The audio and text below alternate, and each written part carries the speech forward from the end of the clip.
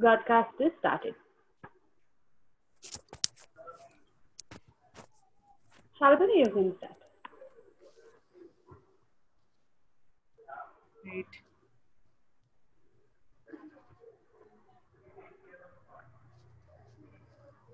Should we start or give a couple of minutes? No, you can start. Great. Good morning, everyone. We are very excited today to have the founder of Jansahas, a civil society organization working at the grassroots with some of the most marginalized communities, such as migrant workers, caste-based sex workers, women, tribals, Dalits, and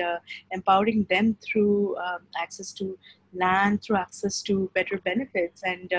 Ashif ji, who's the founder, will take us through his journey today. और आशिफ जी आप यहाँ पे आके हम सबसे आपके राय हम सबके सामने रखें तो बहुत अच्छा होगा। हम सुनने के लिए बहुत उत्सुक हैं आपके। जी बिल्कुल। सो बेसिकली मैं हिंदी और इंग्लिश मिक्स करके बात करता हूँ, जिससे जो भी ऑडियंस है जिनको ये दोनों भाषाओं के बारे में समझना समझा सकते हैं, तो मैं वैसे कोशिश करता हूँ। ठीक है, तो बेसिकली आज जो हम चर्चा करने वाले हैं ये लैंड राइट्स के बारे में है, लैंड एंड प्रॉपर्टी राइट्स के बारे में। एंड आप अगर ये करंट कॉन्टेक्स्ट देखेंगे पूरे देश में जो अभी हालत है, खासकर माइग्रेंट वर्कर की, तो जो लैंड राइट की पूरी इशू है वो माइग्रेंट वर्कर के साथ बहुत ज्यादा हद तक कनेक्टेड है। So if you see in India, like we have 140 million migrant workers, and if we will add like the number of their family members also, then one third of India's population is depend on the migrant workers or their livelihood. So like this issue is a not very small issue, it's a huge issue, but particularly in last like 1.5 month, जब हमने ये TV पे देखा है या हमने newspapers में देखा है या फिर सोशल मीडिया में देखा है, तो शायद हमें ये एहसास हुआ है या समझ में आया है कि जो माइग्रेंट्स के इशू हैं वो क्या हैं। और पिछले 2 दशकों में अगर हम देखें तो बहुत बड़े पैमाने पे लोग रूरल इंडिया से अर्बन इंडिया की तरफ गए हैं। लाइक उन्होंने माइग्रेट किया है, स्पेशली सीजनल माइग्रेशन का जो इशू है कि लोग साल में तकरीबन 6 महीने से लेके 9 महीने तक गांवों से शहरों में जाते हैं काम करने के लिए, और उनकी एक कोशिश ये होती है कि वहां उनको रोजगार मिले जिससे वो अपने परिवार को पाल पोस सकें। लेकिन इस पूरे कॉन्टेक्स्ट में अगर हम देखें पिछले 2 दशकों में जो इतने बड़े स्केल पे माइग्रेशन हो गया रूरल एरिया से अर्बन एरिया में, वो क्यों हुआ है? एंड बेसिकली जो बिगेस्ट क्वेश्चन है वो ये है कि जो इनइक्वल डिस्ट्रीब्यूशन ऑफ लैंड है या जो रिसोर्सेज हैं वो एक बहुत बड़ा रीजन है या बहुत बड़ा कंट्रीब्यूटर है इस इंटर स्टेट माइग्रेशन या सीजनल माइग्रेशन को बढ़ावा देने के लिए। और वो क्यों है? तो अगर हम देखें हमारे देश में हमारे देश की जो आबादी है उसमें तकरीबन 70% लाइक अकॉर्डिंग टू 2011 सेंसस 70% जो पॉपुलेशन है वो रूरल एरिया में रहती है, और उसमें से तकरीबन अगर हम देखें तो 10 करोड़ के आसपास हाउस होल्ड है जिनके पास कोई भी जमीन नहीं है, उनके पास थोड़ी बहुत भी जमीन नहीं है। और ये जो 10 करोड़ हाउस होल्ड है जिनके पास बिल्कुल जमीन नहीं है, उनमें जो रहने वाले लोग हैं वो तकरीबन 49 करोड़ है। तो हमारे देश का अगेन एक लाइक ऑलमोस्ट 1/3 से भी एक बड़ा जो हिस्सा है लोगों का, उनके पास किसी तरह की जमीन नहीं है, कोई किसी तरह की प्रॉपर्टी नहीं है, तो वो लैंड और प्रॉपर्टी लेस है और उनको अपना लाइवलीहुड का इंतजाम करना है। So obviously in rural area it's very difficult for the family, particularly like for the landless family, to survive or to get any kind of like the decent livelihood. क्योंकि आपको अगर गांव में एक सम्मान की जिंदगी जीनी है, और लैंड सिर्फ like land is not only a means of the like the livelihood, but it's also connected to the dignity, to the like the social respect of the rural families. So वो जो पूरा एक context है उसमें मुझे लगता है कि ये दोनों मुद्दे लाइक माइग्रेशन और लैंड का मुद्दा बहुत ज्यादा एक दूसरे के साथ कनेक्टेड है। और अगर हमें गांव में लैंड और प्रॉपर्टी राइट्स पे हम काम करते हैं और अगर लैंड और प्रॉपर्टी राइट्स इंश्योर होता है, तो आई थिंक ये जो इनइक्वालिटी है और जो फोर्सफुल डिस्ट्रेस या माइग्रेशन है उसको हम रोक सकते हैं। तो मैं अपने बात में 2-3 केसेस शेयर करना चाहूंगा। आज सुबह अखबार में अगर आपने पढ़ा होगा कि कुछ 21 जो माइग्रेंट वर्कर्स हैं वो यूपी में एक ट्रक एक्सीडेंट में उनकी डेथ हो गई है, और पिछले 1 महीने में हमने कई सारे सैकड़ों केसेस देखे हैं जिनमें वो वर्कर्स की डेथ हो रही है और लोग अपने गाँव में वापस जाने की कोशिश कर रहे हैं। और मुझे लगता है कि अगर बड़े पैमाने पे लोग वापस जाना शुरू करेंगे गाँव में, तो एक दिक्कत गाँव में होगी कि वहां पे एक इनबैलेंस होगा, क्योंकि ये जो 14 करोड़ लोग जो शहरों से अपना लाइवलीहुड कमाते थे और शहरों से कमा के अपनी जिंदगी और अपने परिवारों की जिंदगी चलाते थे, वो लोगों को अब गाँव में अपना लाइवलीहुड का इंतजाम करना है अगर बड़े पैमाने पे लोग वापस शहरों में नहीं जाना चाह रहे हैं तो। वो एक बड़ा मुद्दा है। दूसरा एक प्रॉब्लम शहरों में होने वाला है कि वहां पे जो डिमांड है वर्कर्स की या लेबर की वो काफी हाई है, क्योंकि हमने पिछले 2 हफ्तों में देखा कि काफी सारे स्टेट्स इस बात के लिए कोशिश कर रहे हैं कि जो माइग्रेंट वर्कर्स हैं वो गाँव में ना जाएं और वो लोग शहरों में ही रुके। और अगर वो शहरों में रुकते हैं तो वहां एक सबसे बड़ी दिक्कत ये आएगी कि जो अभी उन्होंने परेशानियां फेस करी है वो अपने आप में एक चीज थी, लेकिन एक दूसरी दिक्कत कि अगर वो वहां पे ना रहे और गांव में जा रहे हैं तो वहां पे जो वर्कर की रिक्वायरमेंट है वो फुलफिल नहीं हो पाएगी। तो इन दोनों सिचुएशन में जो सबसे ज्यादा नुकसान होने वाला है वो जो रूरल डिस्ट्रेस कम्युनिटी है, जो माइग्रेंट कम्युनिटी, उनका होने वाला है। तो गांव में डिमांड बहुत कम है, सप्लाई बहुत ज्यादा है, तो उसके वजह से फोर्स लेबर के केसेस होंगे, लो वेजेस में लोगों को काम करना पड़ेगा। और शहरों में जहां पे डिमांड ज्यादा है और सप्लाई बहुत कम है, वहां पे भी लोगों को शायद ओवर टाइम करना पड़े। आपने देखा होगा कई सारे राज्यों ने पिछले दिनों में काफी सारे कानून जो स्पेशली लेबर लॉ है उनमें अमेंडमेंट किया है, particularly in the context of like the working hours. Some states already increase the working hours from 8 hour to 12 hour. So वो तरह के इश्यूज अपने आप में एक तरह से इफेक्ट करने वाले हैं। अगर हम देखें जो draft national land reform policy है 2013 की, वो काफी, उसमें बहुत क्लियरली ये कहा गया है कि अगर हमको जो कम्युनिटीज हैं जो गांव में रह रहे हैं, अगर उनको हमको एक डिसेंट लाइवलीहुड देना है तो हमको जो इफेक्टिव और जो इक्वल लैंड डिस्ट्रीब्यूशन पे काम करना पड़ेगा। और अगर हम इसको इंश्योर कर पाते हैं तो जो गांव में रहने वाले कम्युनिटीज हैं उनको हम डिग्निटी से एक लाइवलीहुड दे सकते हैं। बट ये जो इनइक्वल डिस्ट्रीब्यूशन हुआ है वो आई थिंक बहुत ही बड़े पैमाने पे एक समस्या है। और ये सिर्फ फॉरेस्ट एरिया की बात नहीं है, जो रेवेन्यू लैंड की जो बात करते हैं, और रेवेन्यू लैंड की जब हम बात करते हैं तो खासकर आपने देखा होगा पिछले 2 दशकों में काफी सारे स्टेट गवर्नमेंट ने लैंड डिस्ट्रीब्यूशन किया है। Particularly if we take the example of Madhya Pradesh, so Madhya Pradesh government initiated a land distribution for the Dalit and Adivasi community in year 2000 to 2003, and they basically distributed about 6 lakh acre land to 3.4 lakh Dalit and Adivasi families. But actually the distribution completed on the paper, but जब गांव में आप जाके देखेंगे कि वहां पे क्या हुआ है तो वो डिस्ट्रीब्यूशन उतना इफेक्टिवली नहीं हो पाया है because of the like the effective mechanism from the government side, कि वहां पे कोई ऐसे सिस्टम काम नहीं कर रहा था जिससे वो लोगों को जमीन मिल सके। और मुझे लगता है कि ऐसे बहुत सारे स्टेट्स ने किया है जो बहुत पॉजिटिव एग्जांपल्स हैं। जैसे कई सारे स्टेट्स ने पर्टिकुलर सोशल ग्रुप्स को आइडेंटिफाई किया है। फॉर एग्जांपल जो रिलीज बॉन्डेड लेबर है, जो महिलाएं मैनुअल स्क्वेंजिंग के काम में लगी थी, जो मैनुअल स्क्वेंजिंग के काम से बाहर निकल के आई हैं, जो communities caste based commercial sexual exploitation में लगे हुए थे, तो ऐसे जो ग्रुप्स हैं, या ट्रैफिकिंग विक्टिम्स हैं या एट्रॉसिटी के विक्टिम्स हैं, तो ऐसे कम्युनिटीज को जो लैंड डिस्ट्रीब्यूट किया गया था, आई थिंक वो बहुत ही एक पावरफुल स्ट्रैटेजी है कि हम एक तो उनको जो गांव में एक डिग्निटी या सम्मान दिला सकते हैं थ्रू लैंड डिस्ट्रीब्यूशन, वो एक इंश्योर होता है, बट सेम टाइम हम उनका एक लाइवलीहुड में एक कंट्रीब्यूट कर सकता है ये पूरा मैकेनिज्म अगर लैंड प्रॉपरली लोगों को मिले। तो मेरे ख्याल से ये कुछ चीजें पिछले सालों में हुई हैं जिनको हमको और ज्यादा इफेक्टिवली लागू करने की जरूरत थी, जिसमें हम एक लेवल पे फेल हुए हैं। ये जो फेलियर है, कई बार हमको लगता है कि ये सिर्फ किसी एक सरकार का, राज्य सरकार का फेलियर है या किसी एक पर्टिकुलरली एजेंसी का फेलियर है, लेकिन इस पर्टिकुलर जो अगर हम देखें पिछले 1.5 महीने की एक्सपीरियंस, तो मुझे लगता है कि एक बहुत बड़ा फेलियर हमारे सोसाइटी का है। क्योंकि जो लोग हैं जो गांव से निकल के आए थे, जिनके पास गांव में जमीन नहीं थी और उनको जमीन पे हक मिलना चाहिए था लेकिन वो मिल नहीं पाया, और उसकी वजह से वो शहर में अपनी रोजी रोटी के लिए आए, और उन्होंने पिछले सालों में एक्चुअली, जैसे अगर कोई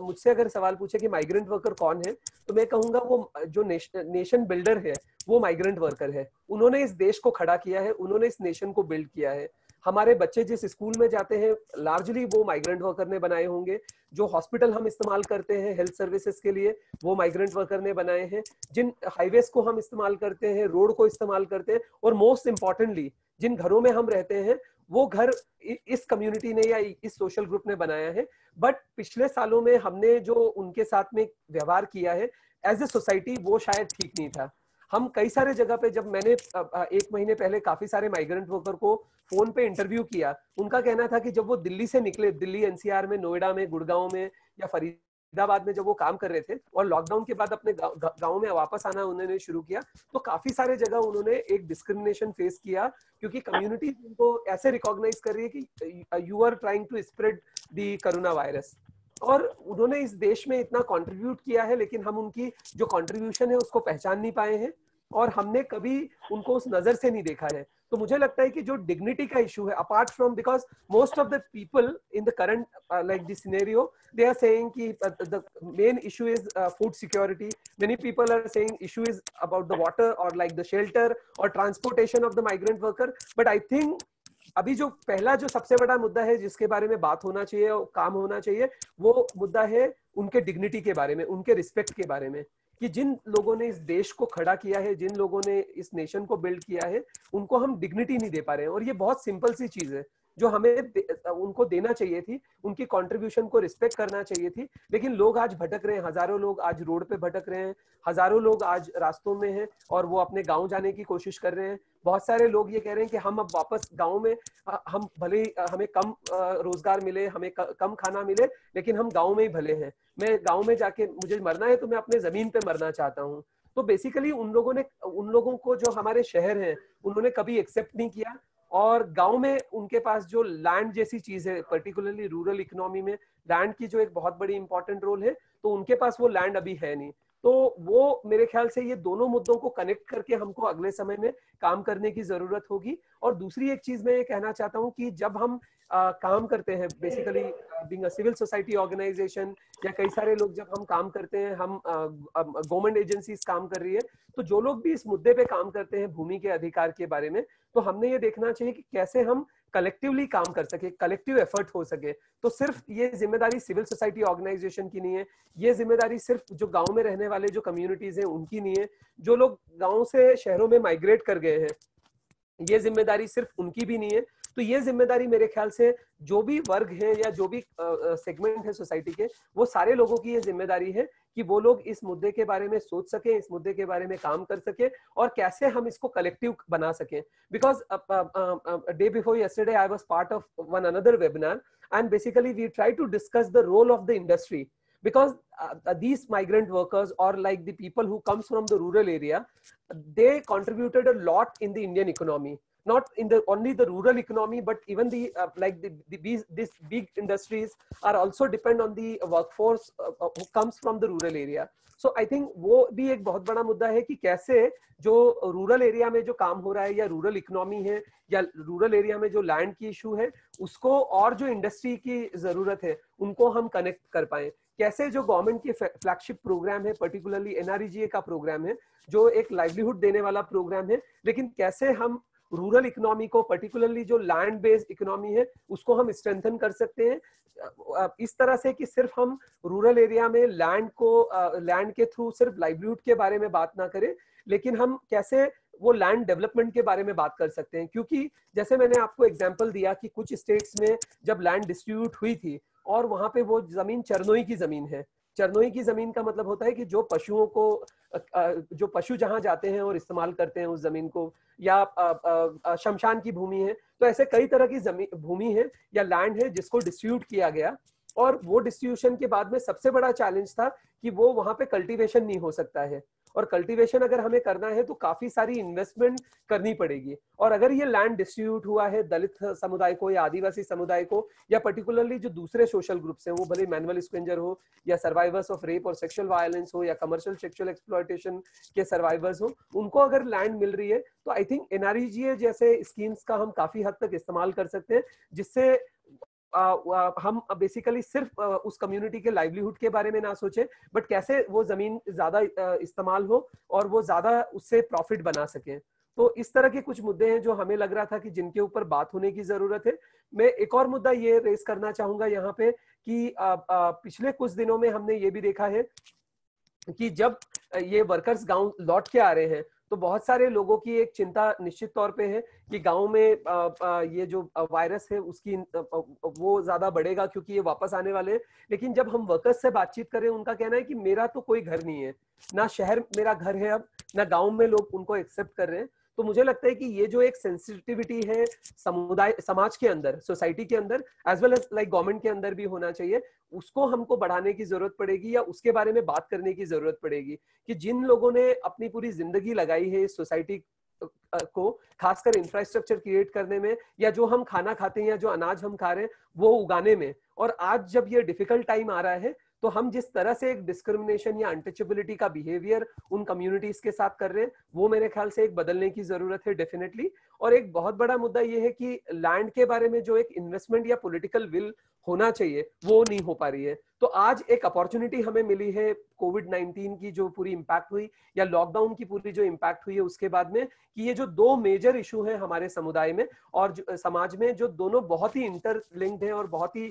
इंटरकनेक्टेड है, लैंड का और माइग्रेशन का, तो कैसे हम एक कलेक्टिव स्ट्रैटेजी बना सके जहां पे हम लैंड और माइग्रेशन के बारे में जोड़ के बात कर सके और दोनों लेवल पे, सोर्स के लेवल पे भी गांव में, रूरल इंडिया के लेवल पे और डेस्टिनेशन के लेवल पे जो अर्बन सिटीज हैं उनमें एक कलेक्टिव प्रोग्राम बनाने की कोशिश करें। और आखिरी बात मैं ये कहना चाहूंगा कि जो भी प्रोग्राम हम बना रहे हैं उसमें हमेशा हमको ये ध्यान रखना चाहिए कि हम बहुत बार जब प्रोग्राम बनाते हैं हम इंटाइटलमेंट के बारे में बात करते हैं। इंटाइटलमेंट का मतलब होता है कि आप बीओसीडब्ल्यू से थोड़ा सा फंड लोगों को देंगे या एनआरईजी से कुछ एम्प्लॉयमेंट क्रिएट करने की कोशिश करेंगे, जो कि बहुत हद तक उतना इफेक्टिवली नहीं हो पा रहा है। बीओसीडब्ल्यू एक बहुत ही पावरफुल कानून है जो माइग्रेंट वर्कर को सपोर्ट करता है। हमारे देश में तकरीबन 3.5 करोड़ लोग जो हैं वो बीओसीडब्ल्यू एक्ट में रजिस्टर्ड हैं। फाइनेंस मिनिस्टर ने फर्स्ट लॉकडाउन के नेक्स्ट डे जब प्रेस कॉन्फ्रेंस करी थी, उन्होंने बताया कि गवर्नमेंट के पास में एक 35,000 करोड़ का फंड पड़ा हुआ है जो बीओसीडब्ल्यू के सेस से उन्होंने जुटाया है और ये वो फंड इस्तेमाल करना चाहते हैं वर्कर के वेलफेयर के लिए, माइग्रेंट वर्कर के वेलफेयर के लिए। लेकिन सबसे बड़ी दिक्कत ये है कि हमारे पास सिस्टम्स नहीं है, तो वो सिस्टम्स को कैसे हम खड़ा करें। जो ट्रैकिंग का पूरा मैकेनिज्म है कि जो गांव से लोग जा रहे हैं, तो पहला अगर हम ये देख पाए कि गांव से जो लोग बाहर जा रहे हैं, माइग्रेशन जैसे एक इंडिया में बहुत बड़ी डिबेट हमने देखी है कि गांव में क्योंकि रोजगार नहीं मिल रहे हैं, गांव में नंबर जो फैमिली के नंबर हैं या जो इंडिविजुअल्स के नंबर है वो बढ़ रहे हैं और जो लैंड है वो एक सीमित है, तो उस लैंड से हम सभी लोगों को लाइवलीहुड नहीं दे सकते हैं। लेकिन क्या हम ऐसे तरीके निकाल सकते हैं कि जो अनुपजाऊ जमीन है, जो सरकारी जमीन पड़ी हुई है, उनको कैसे ज्यादा से ज्यादा उपजाऊ बनाया जाए और उससे लोगों को लाइवलीहुड मिले। और जो ओनरशिप है लैंड की, वो कैसे हम इंश्योर कर सकें कि कम्युनिटी उस लैंड को ओन करे। जैसे कई सारे राज्यों में हमने देखा है कि अभी भी मध्य प्रदेश जैसा राज्य है या उत्तर प्रदेश जैसा राज्य है जहां पे दलितों की जो आबादी है वो तकरीबन 15 से 20% के आसपास है, लेकिन जो लैंड होल्डिंग परसेंटेज है इस कम्युनिटी का वो सिर्फ 5 से 6% है। तो एक कम्युनिटी जिसका इतना बड़ा नंबर है लेकिन उनकी लैंड होल्डिंग बहुत कम है, और कई सारे जो कम्युनिटीज हैं उनकी जो परसेंटेज है पॉपुलेशन में वो काफी कम है लेकिन लैंड होल्डिंग परसेंटेज काफी ज्यादा है। तो मुझे लगता है कि ये जो पूरा का पूरा टेक्नोलॉजी का इस्तेमाल करते हुए अगर हम बहुत इंटेंसिव तरीके से ये डेटा को इकट्ठा कर सकें और जो डेटा अवेलेबल है उसका बहुत ढंग से इस्तेमाल कर सकें, और तीसरा कि रियल टाइम ट्रैकिंग अगर हम रूरल एरिया से जो अर्बन एरिया में आ रहे हैं उनका कर सकें, और लैंड की जो ओनरशिप है उसको कैसे ज्यादा से ज्यादा टेक्नोलॉजी का इस्तेमाल करते हुए हम ये देख सकें कि जो मोस्ट वनरेबल कम्युनिटीज हैं, मोस्ट एक्सक्लूडेड कम्युनिटीज हैं, उन तक लैंड का जो या भूमि का जो अधिकार है, जो हमारी 2013 की जो लैंड पॉलिसी कहती है, या अगर आप देखें कि इंडियन कॉन्स्टिट्यूशन ने भी बहुत क्लियरली इस बात को कहा है कि लैंड जो है वो एक या जो भूमि का अधिकार है वो एक बहुत महत्वपूर्ण अधिकार है हर समुदाय के लिए या परिवार के लिए। तो कैसे हम उसको इंश्योर कर सकें। जैसे अगर आप देखें तो इंडियन कॉन्स्टिट्यूशन ने कहा है कि राइट टू प्रॉपर्टी वो जो है एक स्टैट्यूटरी राइट है हर इंडिविजुअल का इंडिया में, लेकिन जो particularly most social excluded communities हैं, अगर आप सिंगल विमेन की एग्जांपल लें, इंडिया में एक बहुत बड़ा परसेंटेज है सिंगल विमेन का या विमेन हेडेड हाउस होल्ड का, वो अभी भी वंचित हैं अपने भूमि के अधिकार से। तो कैसे हम उनको वो अधिकार दिला सकते हैं, या फिर उनको हम किस तरह से ऐसे तरीके खड़े कर सकते हैं या ऐसे सिस्टम खड़े कर सकते हैं हमारे कम्युनिटीज में कि मोस्ट वनरेबल या जो एक्सक्लूडेड कम्युनिटीज है उनके वनरेबिलिटी को अगर हमको रिड्यूस करना है तो लैंड उन तक पहुंचाई जाए, या लैंड का जो अधिकार है या जो पेपर्स, कई बार ऐसा भी होता है कि लोग इस्तेमाल कर रहे हैं जमीन को लेकिन उनके पास लीगल पेपर्स नहीं है, तो कैसे वो उन तक पहुंचे। और दूसरी बात कि बहुत बड़े हद तक जब लोग माइग्रेट करते हैं गांव से शहरों में तो एक बहुत बड़ी रिस्क होती है फोर्स लेबर की या फिर वर्किंग कंडीशन के बारे में। तो मेरे ख्याल से जो लैंड अगर हम इंश्योर कर सके मोस्ट वनरेबल कम्युनिटी के लिए तो ये बहुत चीजों में कंट्रीब्यूट करेगा। डिग्निटी और सेल्फ रिस्पेक्ट तो एक बात है, डिसेंट लाइवलीहुड एक बात है, लेकिन जो वनरेबिलिटी है या जो रिस्क है फोर्स लेबर का या लो वेजेस का या वर्किंग कंडीशन ठीक ना होना, वो रिस्क को भी काफी हद तक ये रिड्यूस कर सकता है। तो मेरे ख्याल से एक बहुत अच्छी अपॉर्चुनिटी है, बहुत बड़ी अपॉर्चुनिटी है और अगले कई सालों में हमें इस मुद्दे पे काम करना पड़ेगा क्योंकि बहुत सारे जो माइग्रेंट वर्कर हैं अगर वो गांव में रहने वाले हैं तो किस तरह से हम लैंड के थ्रू उनकी जो लाइवलीहुड और उनकी डिग्निटी को इंश्योर कर सके, इस पे हमको कलेक्टिवली काम करना चाहिए। यही बात रख के मैं अपनी बात को खत्म करूंगा यहाँ। बिल्कुल आशिफ जी, और हमारे पास कई सारे सवाल और कई सारे आई थिंक लाइव ऑडियंस में लोग हैं जो आपसे सवाल पूछना चाहते हैं। तो एक जो सवाल आया है कि बहुत सारे रूरल एनजीओज हैं जो लैंड इश्यूज पे काम नहीं करते हैं, तो आपका क्या एडवाइस रहेगा उन लोगों के लिए? तो बहुत बार जब हम ये बॉक्सेस में देखने की कोशिश करते हैं कि लैंड एक सेपरेट इशू है, लाइवलीहुड एक अदर इशू है, स्किल डेवलपमेंट एक अदर इशू है, मुझे लगता है कि अगर हम रूरल एरिया में काम कर रहे हैं और पर्टिकुलरली करंट जो माइग्रेशन क्राइसिस के कॉन्टेक्स्ट में अगर हम देखें तो इवन हम अर्बन एरिया में काम कर रहे हैं, मुझे लगता है कि लैंड एक ऐसी चीज है जो क्रॉस कटिंग है। भले ही आप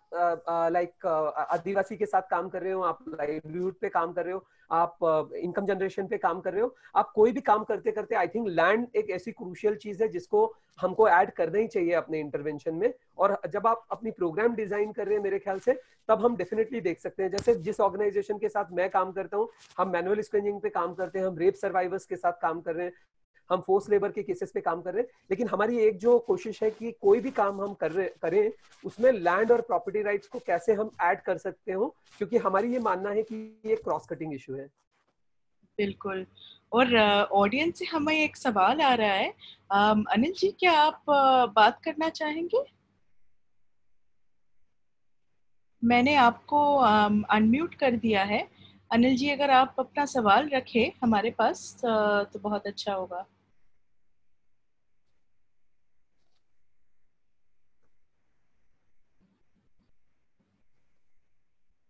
Rashi Encore, could we allow him to speak, please? Yeah, just trying. 1 second. I think they prefer to be muted, so I think we can move on to the next question.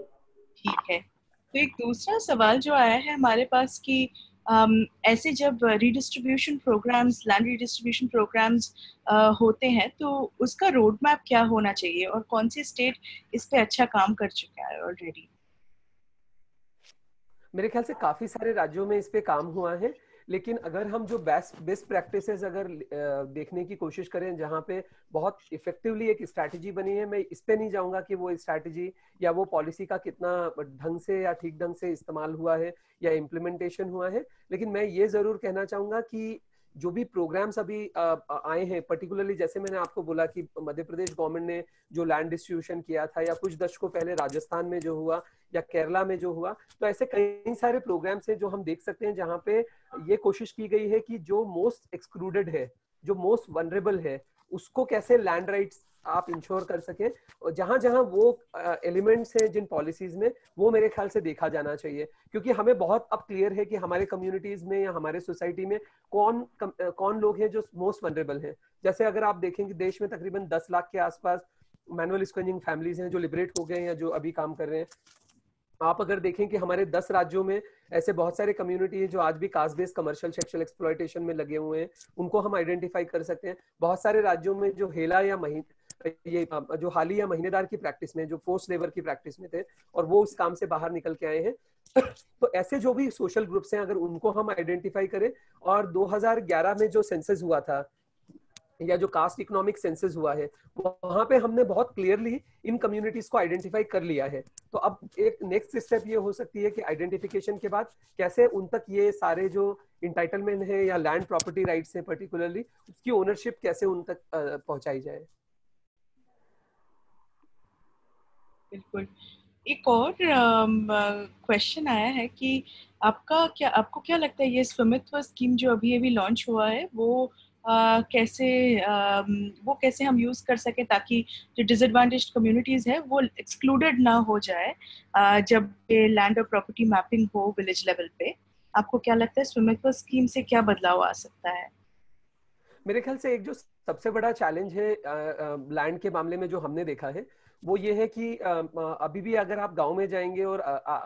कोई district में जाके ये देखने की कोशिश करेंगे कि land records कैसे हैं, और वहां पे सबसे बड़ा चैलेंज ये होता है कि जो रिकॉर्ड्स हैं वो प्रॉपरली अवेलेबल नहीं है। बहुत सारे परिवारों से हमने जब मिले, हम तकरीबन 2 लाख फैमिलीज के साथ काम कर रहे हैं अक्रॉस नॉर्थ इंडिया, जिनके पास पट्टा है, लाइक उनके पास लैंड के पेपर्स हैं,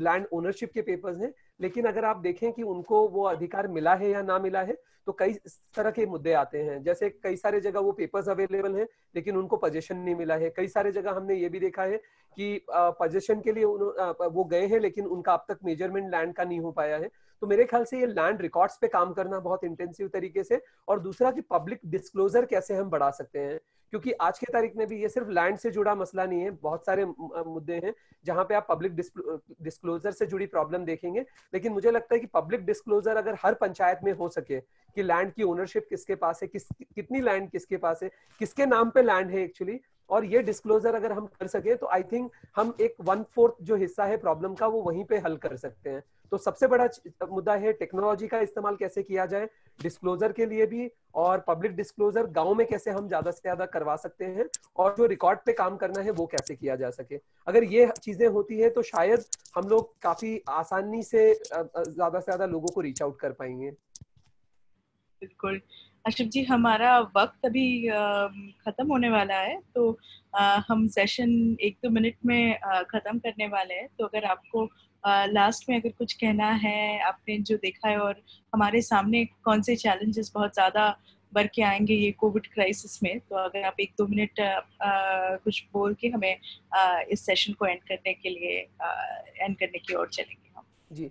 मैं सिर्फ लास्ट में 2 बातें कहना चाहूंगा। एक तो ये मैं कहना चाहूंगा कि बहुत बार जब हम ये बॉक्सेस में अपने प्रोग्राम्स को डिजाइन करते हैं, पर्टिकुलरली जो नॉट फॉर प्रॉफिट ऑर्गेनाइजेशन है, वो जो करंट सिचुएशन है इसने बहुत सारे जो हमारे हिडन प्रॉब्लम्स थे या जो चैलेंजेस थे उसको एक्सपोज कर दिया है। जैसे मैंने अपनी बात जब शुरू की, माइग्रेंट वर्कर के जो इशू हैं या जो अब रूरल एरिया में जो चैलेंजेस अगले कुछ सालों में आने वाले हैं लाइवलीहुड से जुड़े हुए, तो जब भी हम अपनी प्रोग्राम को डिजाइन कर रहे हैं तब कैसे हम जो है कॉम्प्रहेंसिव प्रोग्राम बना सकें जहां लैंड या बाकी के जो इशू हैं, लाइवलीहुड के इशू हैं या माइग्रेशन के इश्यूज हैं, उनको जोड़ के कॉम्प्रहेंसिव प्रोग्राम बनाए जाए। वो एक पहली चीज मैं कहना चाह रहा था। और दूसरी चीज है कि बहुत बार लोगों को ये लगता है कि ये जो काम है इसकी रिस्पॉन्सिबिलिटी गवर्नमेंट की है, एक जो अलग तरह का काम है इसकी रिस्पॉन्सिबिलिटी सिविल सोसाइटी या नॉट फॉर प्रॉफिट की है, और ये जो प्रॉब्लम है इसकी रिस्पॉन्सिबिलिटी, इसको सॉल्व करने का प्रॉब्लम सोसाइटी का है। मेरे ख्याल से करंट कॉन्टेक्स्ट में ये भी एक चीज जो है, ये एक मिथ है एक्चुअली, कि आप जब बहुत बार रिस्पॉन्सिबिलिटी शिफ्ट करने की कोशिश करते हैं कि ये मेरा रिस्पॉन्सिबिलिटी नहीं किसी और का रिस्पॉन्सिबिलिटी है,